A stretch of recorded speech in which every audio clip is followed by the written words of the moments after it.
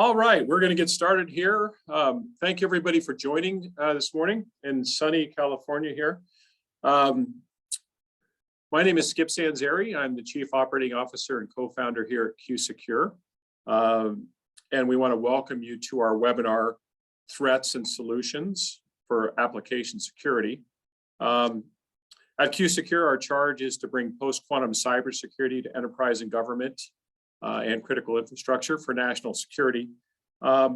We all know about quantum computers. These things are great enablers and have a lot of promise for humanity, but also may become serious threats. And in this webinar, we're here to help you understand what this threat might be and possible solutions. In this webinar, we're focused on application security. Fortunately for us, our government has recognized this and just passed HR 7535, which is now mandating that all federal agencies start looking at upgrading to post-quantum cybersecurity. And it starts with assessment and understanding cryptography and vulnerabilities. But it is underway. It's now law, and we're very happy that this got passed back in December. So our goal today is to make you aware of this threat, cover some reasons why it might even come a little bit faster than we all think, and then have solutions in the application space that might make sense and hopefully will be beneficial for all of you.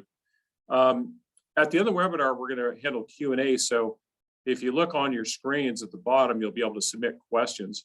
Please submit those, and we're going to hold on those until the end, and then we'll go through those one by one and try to get all of them answered depending upon the time. So please, during the webinar, at any point, submit your questions, and we'll get those to the right panelist and move forward. And speaking of panelists, we have an excellent lineup for you today. Brought some fantastic people here. Leading off is Rebecca Crothamer. She's at QSecure. She's our co-founder and chief product officer. She's going to discuss quantum computing, give you a little background. You all get theoretical physics degrees here today on the webinar. Rebecca was Forbes 30 under 30 for science and quantum, and also named one of the top 12 women in quantum computing in the world. And she's a member of the Global Futures Council on Quantum Computing at the World Economic Forum. Her degree is symbolic systems out of Stanford. Our next in the lineup, Kellen Beck, is joining us. We had Tom Patterson on the slate, as you guys might have recalled. Tom ran into a bit of an emergency. Kellen is filling in, and we're so happy that he's here. He founded the Quantum Security Group at Accenture and leads the development of post-quantum cryptography solutions for Accenture's clients. Prior to joining there, he led security and risk management at Microsoft and also was working on security and other items at Lawrence Livermore. And he pioneered DevSecOps as a CEO in the Paul Allen Group as well. So we're very happy to have Kellen here. And then batting cleanup, Greg Bullard's going to join us, and he's going to cover really some quantum safe application security solutions here. Greg is QSecure's CTO and head of engineering. Prior to QSecure, Greg was VP of engineering at Qualcomm, where he had a team of 250 engineers and created cybersecurity strategies for multi-billion-dollar semiconductor and EDA companies as well after Qualcomm. After that, that's in about a 22-year career. So Greg will take care of that. So anyway, let's move forward. I'll hand over to Becca so we can get this webinar started. Thank you so much, Skip. So we're all here today to talk about the threat of quantum computing, but to understand why there's such a threat, I first want to talk about why they're so powerful. And of course, everyone here, I assume by this point, has heard that a quantum computer is made of qubits, and qubits can be 1 or 0 or 1 and 0 at the same time. But this doesn't give you a great intuition about what they actually do. And so I'd like to kind of ask you to imagine that you are an autonomous robot trying to make your way through a warehouse. You're a fleet of robots, and you have a regular computer brain. And so you're making your way through this kind of warehouse maze, and you hit your first fork in the road, right? You can go right or left. And then again, you hit another fork, right or left, and you're trying to make your way through all these different stations. And it turns out that this problem is really, really classically hard to solve. It's exactly the same reason why someone like Warren Buffett can offer $1 billion to anyone who comes up with a perfect March Madness bracket. Right? You start with this relatively small number of variables. This robot maybe has to hit 10 stations in this warehouse. But then you start to combine them. And very quickly you end up with this combinatorial explosion where you have more possible combinations than you have atoms in the known universe, which of course makes certain problems impossible for classical computation to solve. But quantum computers make these challenges possible. And so if you are a autonomous robot with a quantum brain, you start hitting these T's, you can go right or left. You don't have to choose. Quantum computers make it so that you can go all these possible paths at once, and you can compute those. And by the cleverness of quantum algorithms, you can actually prune off the wrong paths so that you're instantly finding the most optimal path through the maze, and you totally bypass that problem of having more options than atoms in the known universe, right? So next slide, Pat. Quantum computing, because of this incredible power, is going to unlock so many incredible things, from chemistry and personalized medicine to advanced materials and climate science and AI and all these amazing, really, really cool things. And of course, the reason we're all here today is that at about 4,000 qubits, quantum computers are going to break today's public key encryption. And so this is a problem that affects all data as it flows across networks, whether it's the internet, whether it's your own personal networks, whether it's blockchain, right? And so the effect of this is huge. And that's why a ton of international investment is going into this, because it's going to do incredible things. And like all really powerful tools, it can be used as a weapon. The question then becomes, if we're waiting for 4,000 qubits to crack something like RSA 2048, why do we care now? And the answer comes down to store now, decrypt later. And this is a very popular type of attack where, because it affects data as it flows across networks, you can actually come in and intercept that data as it's traveling between points, right? And while it's encrypted properly for today, if that data has a shelf life, if it needs to be protected for a couple, many years into the future, it needs to be properly encrypted today so that it does not then get exposed and fall into the wrong hands while it is still valuable. Next slide, Pat. And so today we're talking about application development. And so I want to just highlight a couple of industries and use cases within those industries that fall into this category of immediate risk, right? And so the first early adopters in this industry that need to adopt quantum protections early is the financial sector. And so this is because there's a lot of sensitive data within the financial sector that needs to be protected, whether it's intellectual property on the back end at the headquarters. You're handling things like customer PII. You're also handling a lot of vendor interactions, right? You're sharing data with outside entities or receiving data from outside entities. Then, of course, you have your branches. These might be banks or otherwise. And you have customers coming there, sharing sensitive data, communicating back with headquarters, right? This is all data in transit. You're using applications for that. And then, of course, you have customers at home. I do my online banking on my phone. You have employees working from home, right? And so all of this data is creating this big network where data is traveling back and forth over these networks. And that's exactly the kind of data that is vulnerable to store now, decrypt later attacks. And then there's government. And government, of course, there's a ton of it's the brain of our country, right? Ton of sensitive data, a ton of data that needs to remain secret for a long period of time. And if you're interested in digging into public sector, I encourage you to come to our webinar next week. But we have everything from national security secrets, right? To operations centers. This data is being transferred from one operation center to another, all the way out to the tactical edge, right? And so this is the kind of data as well that needs to be kept protected and safe for long periods of time. And so with that, not all industries need to be acting immediately, but it is very important that certain use cases in certain industries get ahead of this store now decrypt later threat to protect their data and their customers' valuable data now and into the future. And to get past the doom and gloom, the really great news of this is that it's largely a solved problem. And so while the threat is looming and we see it coming and it's catastrophic, right? It affects all data in transit. We have a solution. We have the tools to implement protections to make your data quantum resilient. And we can do that today. And with that, I have the pleasure of turning it over to the very brilliant Kellen Beek. Thank you, Kellen. Hi, Becca. Thank you. It's exciting to be here with you today, and I am an autonomous robot with a quantum brain.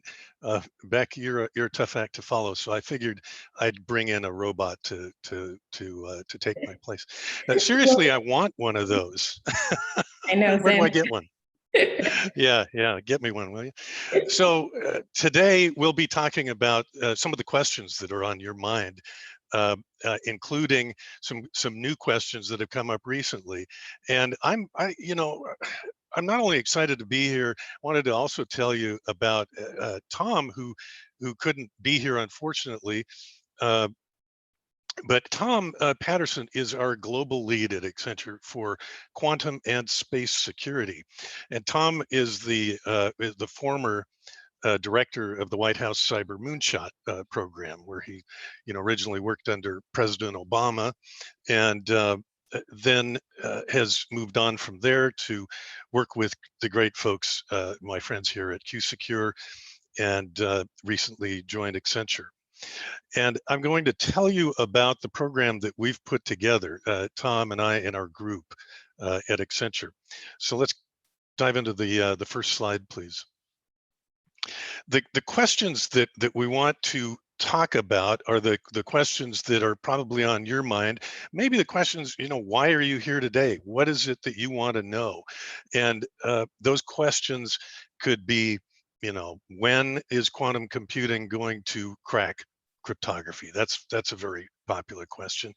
And the people asking these questions, you may be one of the parts of the business that are listed here, or you may get questions from your board or from the business at your company, or you're part of security, or you're working with security. So the questions could come in a variety of different forms. Next slide, please. So the first question that comes up when you're talking to folks like the leaders of company, the board members who may not be that familiar with quantum computing is, is it real? How much will it cost? When should we start? Where would we start? And then on the business side, people ask, does it matter to us? How long will it take? Which post-quantum crypto or architecture should we use? And on the security side, they'll ask maybe more technical questions. And what about our peers? How do I start? If you're in security, these may be questions that you're dealing with already, and you may have your own answers. Next slide. So what we're going to talk about is mainly focused on how do you start, and we have a program for that we've created at Accenture. And there's also another question that we'll probably need to add to this list with the Chinese paper that came out last week that you may be familiar with, that claimed the discovery of an algorithm, or the creation of an algorithm that would speed up the process and maybe make it happen sooner. And we can talk about that a little bit more. You may want to post questions about it in chat. You're free to ask any of the questions on this slide. In fact, you should use your own words. Or you can use the ones on here, that's fine. But we'd be happy to talk more about those. But let's go to the next slide and just start with the process that we recommend. So the process starts with discovery and strategy, which is a process for us of understanding the strategy of our client. and to talk about the post-quantum encryption strategy that we recommend, and then discover at your company what you would want to do is start the discovery process, understand where the crypto is. And crypto is everywhere. At a larger company, there may be an amazing number, tens of thousands, hundreds of thousands, or even more instances of crypto that you need to find, and you need to know where they are and what they are. And the reason you need to know that is to be able to prepare for quantum. And when you get to step 3 and step 4, you're using that information to begin to address your roadmap and where you need to begin as far as architecture and installing crypto agility technology, for example, which will enable you to install the post-quantum cryptography.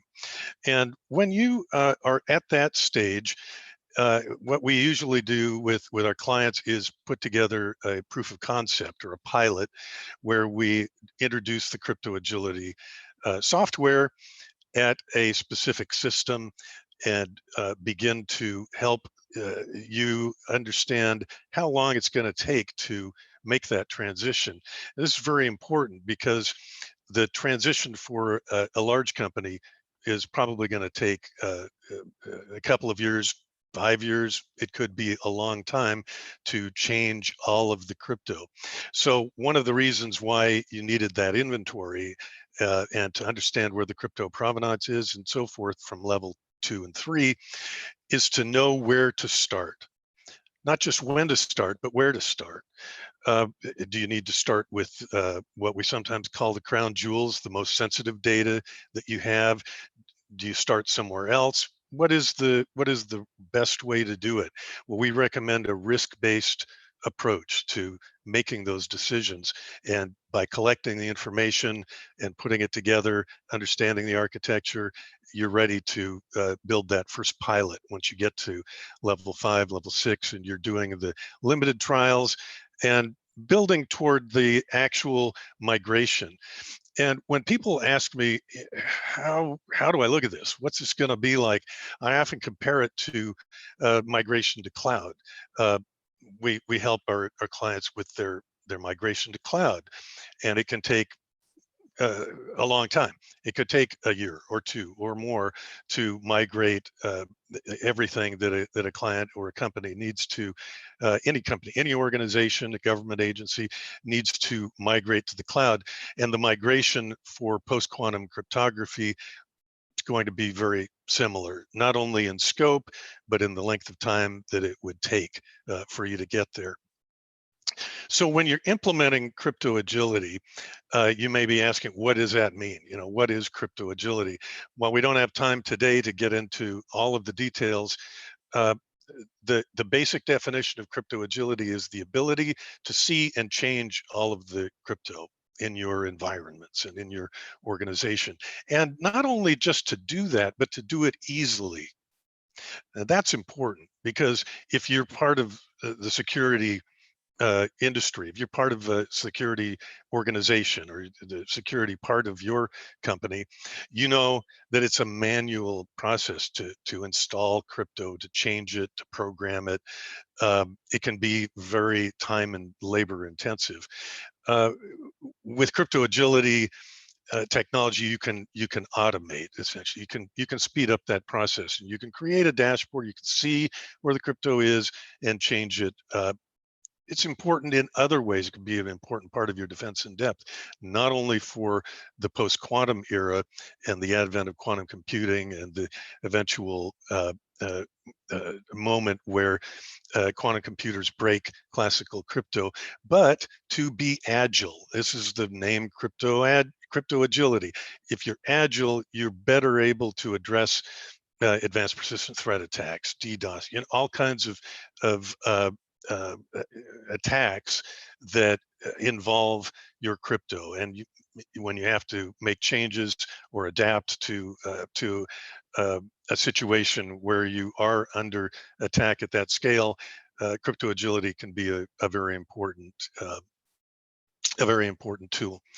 And then it also prepares you for the last phase level 8 here, which we call the evergreen level, is an ongoing challenge that we're all going to face. And it kind of goes like this.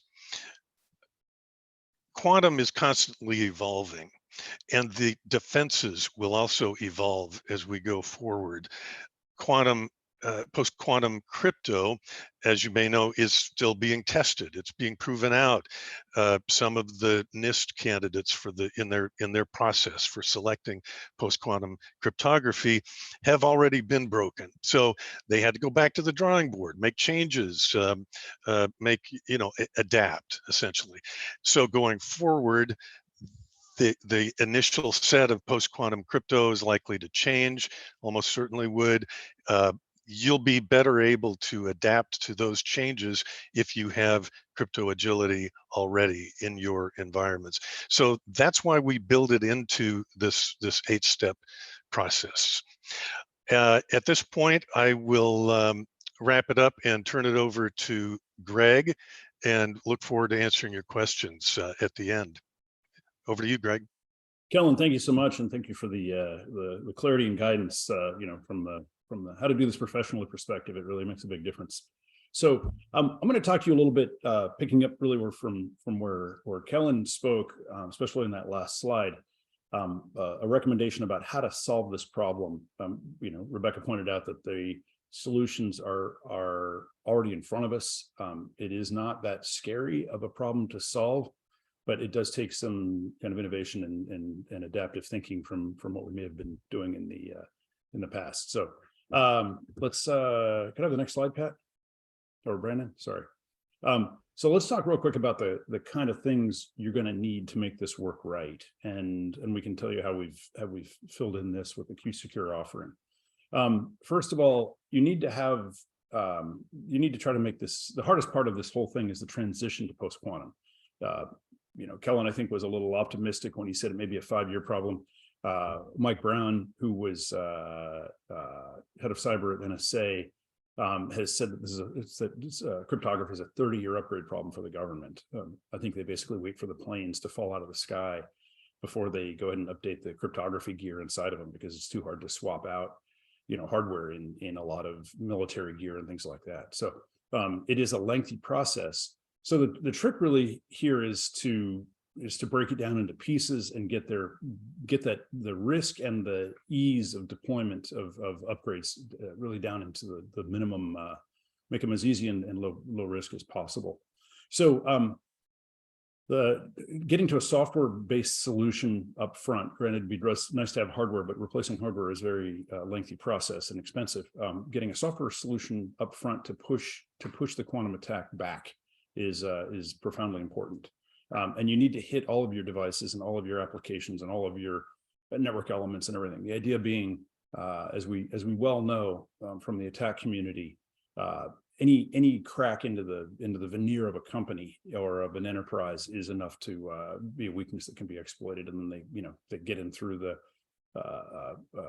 credential for the HVAC people who are supporting the building, and next thing you know, they've escalated and stepped through, jumped from system to system, and all of a sudden they're stealing credit card numbers or disrupting critical infrastructure. So a goal that's really we think is very powerful is to get to a zero install, and something we've accomplished. We'll talk about that in a few minutes. But getting to zero install on as many platforms as possible enables you to not have to go through a very large install nightmare of tracking all the devices and dealing with all the laggards and all that stuff. You need to be able to support phased upgrades. So you need to be able to upgrade your your crown jewels first, as Kellen called them, or decide that you're going to upgrade your highest risk elements first, and then be able to walk through in a patterned way your network. And your network, chances are, includes public internet and lots of things that are outside of your control. Another critical part is to use proven elements. So getting standardized algorithms that have been approved, and also protocol foundations, so using known, tried trusted, proven, validated, formally proven elements is really imperative. And from our perspective as a company, we think that reliance on integrating as much open source, as much standardized stuff from a software system is imperative as well. It's not a whole lot of fun to go build your own operating system or your own containerization, or there's a great deal of effort to be saved, and that means more intense focus on the real quantum problem and on the cryptography itself and how to protect it. So we see that as a very, trying to get as non-proprietary a solution as possible is important. You need a solution that is scalable, can handle your demand, your load, doesn't significantly impact the performance of your systems, of your applications, of your networks. And it also has to be very high availability. So you've got to have a solution that can scale to the largest enterprises. And another goal, a really critical goal here, is to enable adherence with the zero trust architecture. So this is going to mean getting data protected as close to end as possible. Working to not rely on any trust element in the system, including identity and all kinds of other things, but to be, need to know and a whole lot of various practices there. So that's kind of the way to get it into your systems as the goals that you need to follow to get into your systems. From a crypto agility perspective, and crypto agility is a very broad term. It can mean a lot of things. I like how Kellen really took it apart. We see a few really important elements of it that are practicable for you from a CISO or a security perspective. Having a policy-enabled centralized control of cryptography is really powerful. This is absolutely different than what we have with most public key cryptography today. TLS is a peer-to-peer element. Your only control path is through public certificate authorities and revoking of certificates and things. It's very difficult to be able to control what goes on.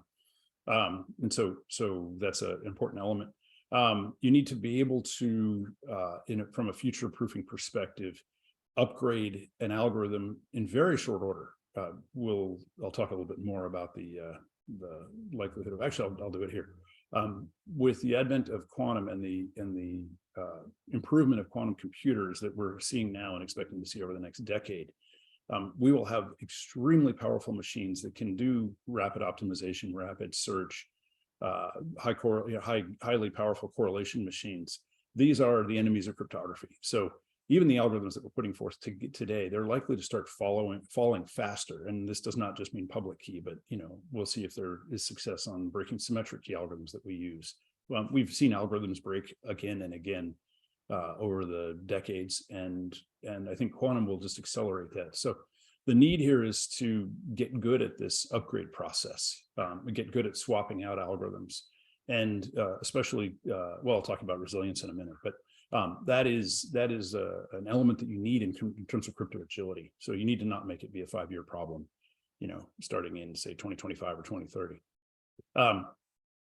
And then you also need to be able to support, if you're an international organization, we're going to have preferred algorithms. We got them from NIST in the US, but we're going to have different algorithms in China, different algorithms in Europe, different algorithms in other jurisdictions around the world. And that's partly from historical perspectives. The NSA has a bad reputation from the perspective of the elliptic curve work. If you go read about it on the web, there are beliefs that published that the NSA had a backdoor in the direction they encouraged that standard to go. So a lot of foreign governments, especially the foreign countries, will not necessarily adopt what gets done by NIST and by the NSA. And they'll have their own algorithms. So you want to be able to rapidly, you need to be able to enable international traffic, international transactions. So you need to be able to do preferred algorithms for any jurisdiction, and then deal with the cross-jurisdictional use. So if you don't want to, you need to be able to have somebody in the US talk to a website in China, for instance. You need to have visibility into cryptographic operations and support for audit. So, one of the toughest things on Kellen's slide of the sequences, the steps to getting there, is that discovery. It's very hard to discover what cryptography is there. It's easy to make a very gross assumption, which is everybody's using TLS, but you can't see into it. You can't find out who is, because it's all peer-to-peer. There's no centralized reporting or centralized access. So what are you going to do? Install an agent on every machine? Well, that's a lot of install work. That's why we say zero install is a very important part. So that that visibility into cryptographic operations is really a powerful enabler that'll let you know where you are, what you have left, what your priorities are, how to balance, how to start feeding the risk agent, the risk officer at your organization, and be able to enable the strategic addressing of this post-quantum problem. We recommend tierable protections. You're going to have some either high threat environments, in a situation where you discover either historically or live that there is a lot of threat in any specific part of your operations. It could be that it's a public internet threat, or it could be that you've got executives or you've got critical assets under attack.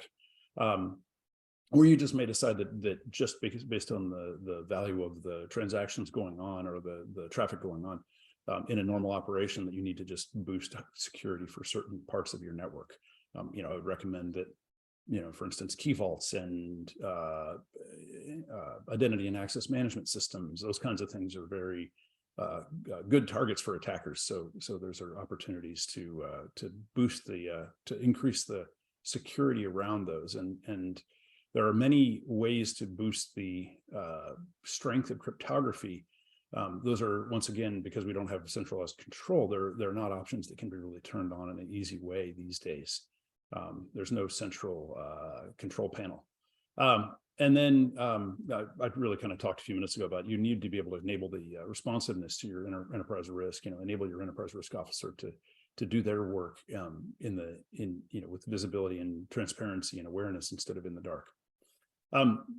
One element that is, we think, imperative, and based on what's happened in the endpoint monitoring industry over the past decade or so, is that you really need to actively defend your cryptography. This is a bit of a transformation, partly based on the power of a quantum computer. For years, we've always said, oh yeah, cryptography strong, it'll take 10,000 years or whatever it is to break it. And then we discover that there's a mathematical trick or a architectural defect in the algorithm or a new computing capability, and all of a sudden algorithms fall in 50 hours on a laptop, that kind of a thing. When cryptography is proven not strong, and not strong could be that it takes even weeks or tens of thousands of dollars on Amazon, on AWS to break them, you still have a very high, you have a risk that completely unbalances your overall approach. So that could yield, could be used to crack the the credentials for your root credentials for your organization, or break into your into basically high value accounts, high value assets that can be extremely disruptive. So the defending of that is really important. So there are several elements to build strong defense, and this is partly a build it strong, which you build your cryptography, you strong, you harden everything, and then there are also elements that are in the live actively monitoring. So the first element is you need really heavy sensor instrumentation throughout your system, throughout your code, throughout your protocols. You need to know anything that goes on that's abnormal should be reported. The concept there being abnormality has many causes, but attackers in the taking over a system or being able to gain control, at some point the code stops operating, the system stops operating in its normal mode. And if you can detect that moment when it starts executing for the benefit of the attacker instead of executing the workloads you have intentionally built for the system, built into the system, that moment is the moment where the attacker should be able to be ferreted out. So sensors in the system help you determine that. You need to do a lot of anomaly analysis there, and the anomaly analysis enables you to characterize what kind of an anomaly it was. Is this an indication of a bug or a misconfiguration or misuse, or is it an indicator of attack? If it's an indicator of attack, you need to have both automated analytics, because you're going to be sorting through an enormous haystack looking for the needle.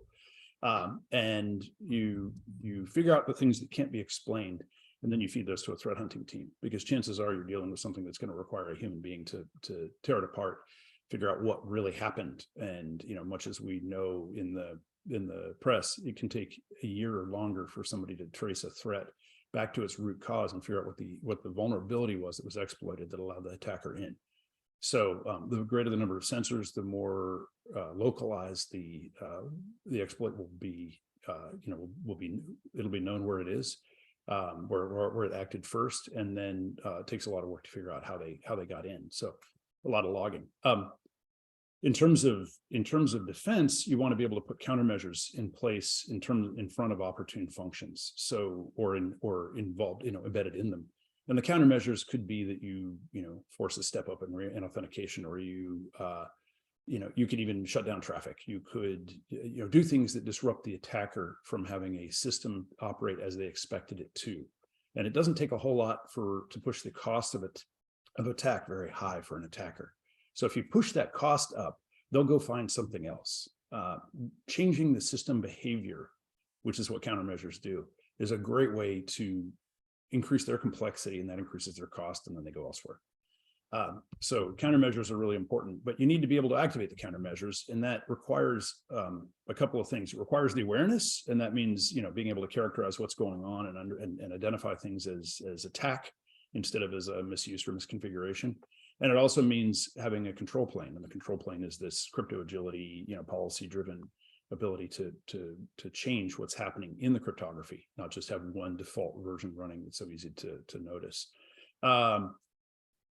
So that's another last piece. And then the last piece of the active defense is you really need to be able to deliver insights into what is really happening. So this is in my thinking, this is threat intelligence.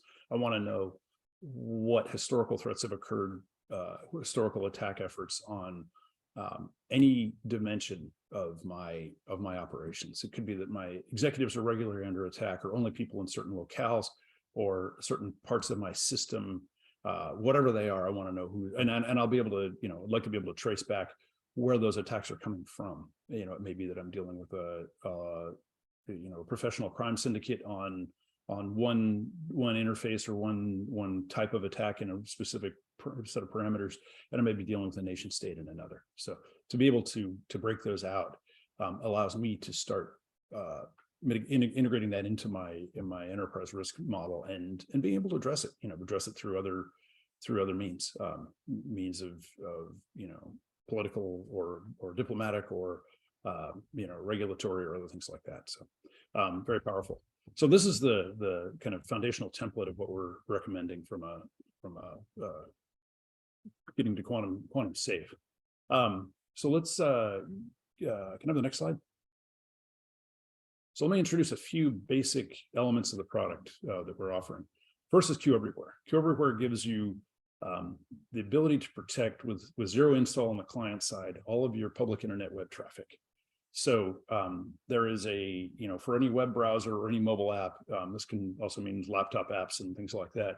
But all your end users, this would mean your customers, your employees who are working from any of those, laptop, desktop kind of computing environments, administrators. The idea is that we take all of their traffic with a zero install client on the end user side. And it gets through our Q proxy, and our proxy implements serving the code that they need, kind of follows the JavaScript model in a web transaction. And it sits in front of your web server. What it does is it takes all your web servers to post-quantum. So, putting a proxy in front of a web server, probably you've already got them in there. They live in the category of load balancers and API gateways. So they're frequently in any web serving system. We need to just augment that with a little bit of extra code to deal with delivering the post-quantum capability. And that gives all of the elements that you saw on the previous page. So let's go on to the next slide. So that solves the public internet problem and the interfaces in from human-oriented systems. You've got your back-end systems. So, they break into a network and they can start breaking apart your cryptography that goes between your back-end systems, your servers, might be to your key management or your identity and access management system, or to, I'll get into cloud in a couple of minutes, but you need to be able to protect from any workload transactions between workloads. So in terms of that, we have a solution as well that lays a lightweight proxy in between those that brings that communication up to post-quantum. And the workload, it can be implemented in a lot of different ways. It can be implemented as a bolt-on separate platform that has a immediate hop from the server. It can also be implemented all the way into service mesh and sidecar patterns in the more modern software execution environment constructs. So that's how we have implemented that. That takes care of. The nice thing here is that you can bolt it on in front of vendors, solutions who are not cooperative and don't want to go post-quantum or don't have the development time yet to get there. You can also put it into your own servers as deep as you'd like to go, and push that cryptography boundary very close to the actual workload, which does enable more of your compliance with zero trust. So let's go to the next slide. The next slide really gives us a chance to talk about what it looks like from a typical large enterprise kind of network. You've got high value backend systems and databases and things like that you put a proxy in. You have to install the Quark, which is our orchestrator. It's the cryptography controller. It's the high availability, high scalability solution. And then what that does is it'll drive and conduct all of the cryptography through your proxies and through the various clients and agents. You essentially start just laying in the lightweight proxy throughout your network. If you have cloud, what's kind of nice is you've decided that you can't afford to operate all the scalability needs that you have out of a data center, and you've decided to offload certain functions to cloud. A classic is to offload web service functions to cloud providers. The nice thing here is that you'll get a VPN typically to the cloud provider, but it can be terminated at the cloud provider perimeter. It could also sometimes it's terminated much closer to your workload, but you always have that question of how much can I trust the cloud provider security? Your security is not their top priority. Their operation is their top priority. So you always have to ask that question of, are they going to protect themselves or somebody else before they protect me from any known attack? And we know that attacks can be they can cause a lot of panic and be very damaging. So getting your priorities right to protect your organization is really important. So from a app perspective, putting an app on the cloud, the proxy that we deliver sits right in there, say in an EC2 instance, or right in there with the instance with the workload you have. And that allows you to know that you've got cryptography right from your workload inside your data center to workload right in the processing element inside the cloud provider. So that's the gist there. And then you can see in the upper right hand corner the variety of pathways back. But in the case there's a recommendation from NIST right now that pre-quantum and post-quantum are run together for a lot of the public internet traffic. And the reason being is, I'm not sure exactly what the reasoning is. There are two reasons that I have. One is that current browsing solutions require having security certificates and all that kind of stuff because of how they've been built. TLS is deeply integrated into all of our web traffic. To try to extract it and remove it is painful. So there's a motivation to continue respecting its history and responsibility there. And so what we've done in that solution is we've added post-quantum inside of the TLS tunnel. The reason is it's very lightweight and quick. And the fact is to try to convince to go away from HTTPS back to HTTP is a monumental and painful task. There's lots of reasons to keep authenticating. But you'll see that authentication. As we get into further dialogue, if you're interested, you'll see that the authentication we do around the orchestrator is very important. And in addition to the authentication that gets done through the normal certificate and public CA system. So let's see. I think that's let's go to the next slide. I think. Oh, I'll give you a little bit more of a just to pick up a little bit the commentary that was discussed earlier about some of the noise around quantum, and specifically some of the quantum is now becoming a really big business. The attack in 2022, we went from basically a state where barely anybody paid attention to it being motivated out of the White House and now out of Congress with the latest law passed. The gist of it is that there is lots of effort to try to not just wait for the strong enough quantum computer, but to accelerate the achieving the breaking of public key cryptography.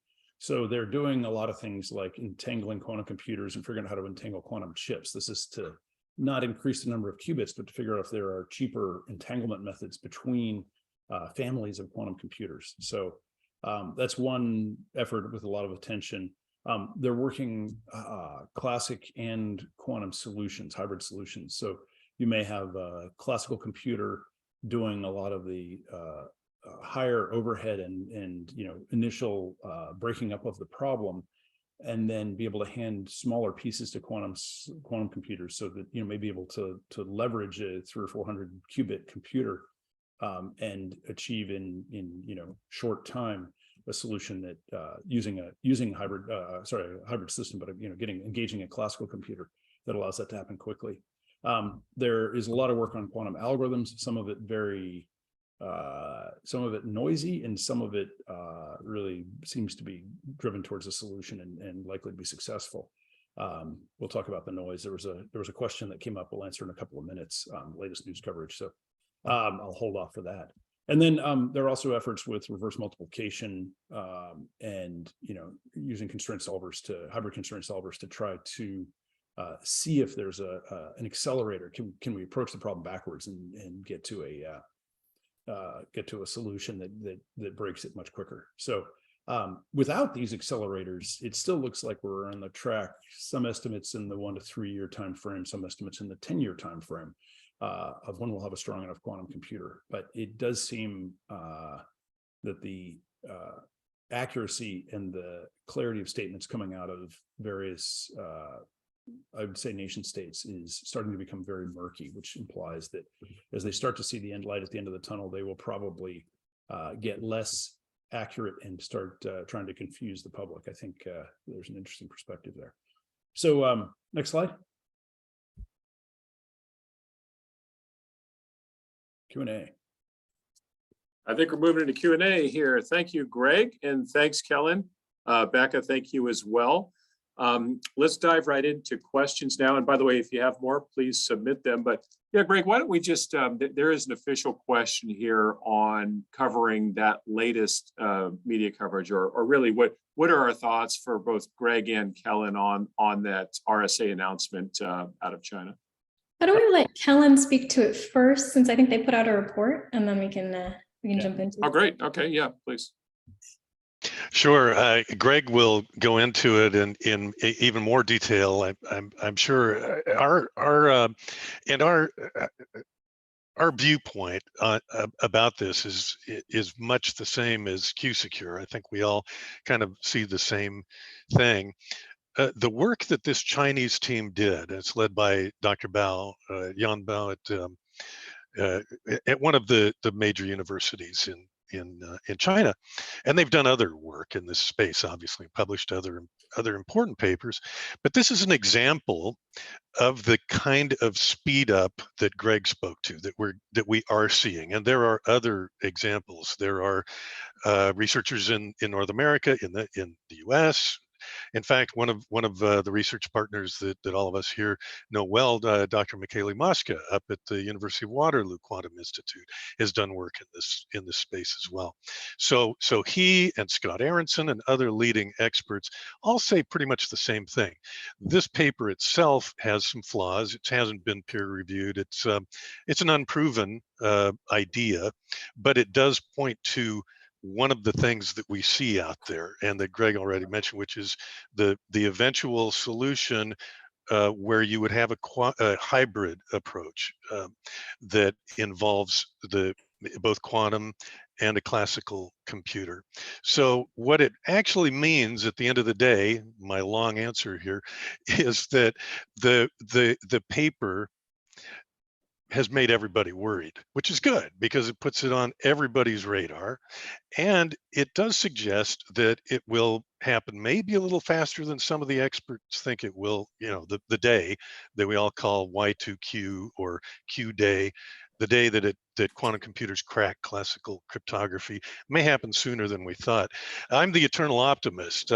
As Greg said, it could take 30 years with government, to do a complete changeover. For some of our clients, it'll be, a smaller number of years than that. But if you look at examples, and then I'll pass it over to Becca and Greg, it took 10 years to even longer to make some of the transitions in the past from one form of crypto to the next. So I'll stop there. And I think we'll move to the next question here. So there's a question here, and I think for Greg on this one, is the approach focused on PKI methods, or would a shift back to symmetric key exchange be sufficient to mitigate the threat, the quantum threat? Go off mute. Yeah, great question, John. So the answer to your question is a yes. Let me give some context. The current quantum effort is focused, because of Peter Shor's work, is focused on breaking public key. Love Grover's work is more focused on symmetric key, but it is not nearly as powerful an algorithm. And so the quantum recommendation out of NIST and I think well accepted by the community is that AES just needed to be moved from 128 to 256-bit keys, and that would mitigate the risk from Grover's.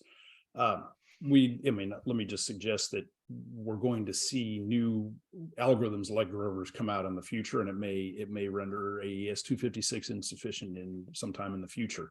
Matter of fact, it's quite likely. So if we could simply conduct everything under AES 256, it would be fine. That is not doable under TLS, as TLS is constructed. TLS was built in a time when the internet had a lot worse connectivity, and availability was different, and throughput was different, and all that kind of stuff. I'll say that we believe that there's a strong foundation in going back to primarily symmetric key solutions, which don't require all the public key calculations every time you want to set up a connection. Kerberos and the whole key distribution center model are good representatives, good examples of this. That's part of the foundation that we've built from. There is still requirement to do public key or some form of typically less convenient authentication in order to get systems enrolled and systems registered, whether that be in TLS for an initial connection or for in a key distribution center model. And the less convenient models, approaches are things like doing a shared symmetric key. So that means you have to go out and put a key on every system that you want to enroll. That's not viable in our modern ecosystem of e-commerce and the internet. It might be valid in a data center. So the public key needs to be upgraded to post-quantum for most of the world's uses. So it's a great question. And the fact is, if you're not familiar with TLS, the way TLS operates is it does a public key transaction to establish some symmetric keys. This is how all of our web sessions get set up. Those symmetric keys are then used to carry all the traffic, because the public key algorithms are far too computationally intensive to protect the traffic itself. So basically, you use a elliptic curve or RSA algorithm to set up those public keys, and then and get the symmetric key established. And then when you have the symmetric key established, you flip over to AES in some form, 128 or 256. So what this also does mean is that currently data at rest, which is typically protected by AES, is probably in most situations safe, at least as we understand the quality of the attack algorithms right now. But we do expect that to become a problem in the future. All right, let's thank you, Greg. Let's do one more question here. I think I got time.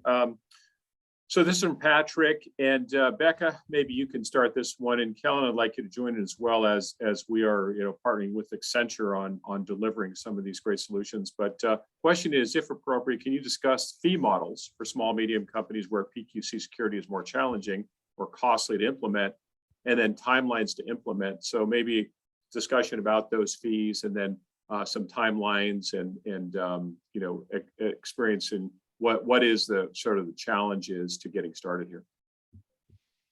Sure. Yeah, so we I can speak to the Q-Secure model. We designed pricing so that it's scalable and it's based on usage and nodes. So it's exactly for making it possible for small, medium, or large companies to be able to adopt at a price point that makes total sense for them. We've deployed at a number of small, medium companies, and for us, it just comes down to usage, and it just scales from there. Kellen, any thoughts on implementation? I know that Accenture is building models on implementation, and maybe talk about some of the services you guys might provide there. You bet. Yeah, thank you, Skip and Becca. It's a process that we collaborate with our partners. With Q-Secure, we collaborate on the solution, and we base it on the needs of the client, on whether you are looking to fully automate or partially automate the solution, what kinds of technology you would use, and it's a discovery process where we collaborate with you and with our partners at Q-Secure. Thank you so much. So let's wrap now. Thank you, everybody. First, thanks to our presenters today. Thanks so much for that great information. And thanks for all of the attendees all over the world coming in. Thank you so much.